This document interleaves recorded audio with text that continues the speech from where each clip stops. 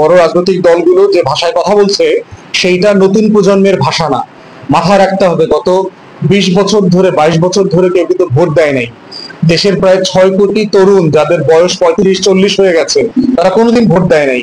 অতএব তাদেরকে আমরা যদি বোঝার জন্য চেষ্টা না করে তাদেরকে ফ্রেমিং করি, রাজাকার, মৌলবাদী, জঙ্গি, আওয়ামী লীগের দোসর, এইভাবে ভোট দিচ্ছে এইভাবে দিচ্ছে, সেটা কোনোভাবে আলটিমেটলি আমাদের জন্য কল্যাণ বয়ে আনবে না।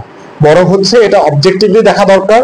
এবং আমরা দেখতেই পাচ্ছি যে ব্লক ভোট, জগন্নাথ একটা গুড এক্সাম্পল, যে এটা জামাত শিবিরের প্যানেলে যায় নাই এটা, অথবা ইভেন ছাত্র সংগঠন যারা আপনার এনসিপির যে এনসিপি প্যানেলও কিন্তু সেরকম ভোট পায় নাই। তাহলে ভোটগুলো কোথায় গেল? তো এখানে হাজার হাজার ভোট পেয়েছে বামপন্থীরা এবং ছাত্র দল। এটা এক্সাম্পলটা খুব পরিষ্কার।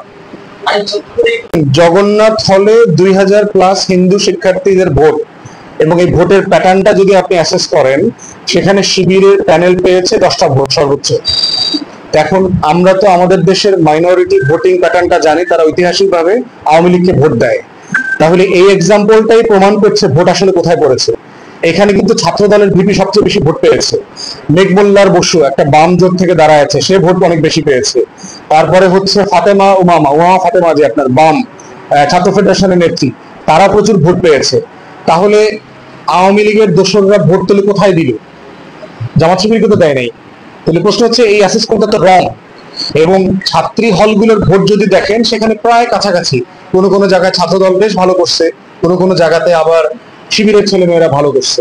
তো এইখানে আপনি এই প্যাটার্নে যদি কেউ বোঝার চেষ্টা করে, সে রাজনীতিটাকে ভুল বুঝবে, এবং তারা বারবার এই ছাত্র সমাজকে না বুঝতে পেরে তাদের থেকে ডিসকানেক্ট হয়ে যাবে, এবং এটা আমরা দেখতে পাচ্ছি।